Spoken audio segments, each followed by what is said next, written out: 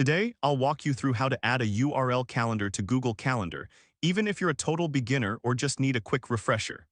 By the end of this guide, you'll know exactly how to integrate a calendar link into your Google Calendar so you can stay organized and never miss an important event. Let's get started. First, open your preferred web browser and navigate to Google Calendar. You can easily find it by searching for Google Calendar in your search engine. This will take you to the main calendar page where all the magic happens. Once you're in Google Calendar, look for the option to add other calendars. This is typically found on the left side of your screen. Click on Add Other Calendars. This will open up a menu with several options for calendar management. Now, from the drop-down menu, select from URL. This option allows you to add a calendar using a specific link. It's like adding a new book to your library, but in digital form. Next, you'll need to type in the calendar link that you want to add.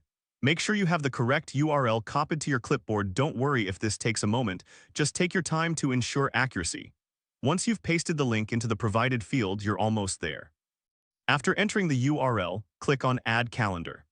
This action will initiate the process of integrating the new calendar into your Google Calendar. Think of it as planting a new seed in your garden of schedules.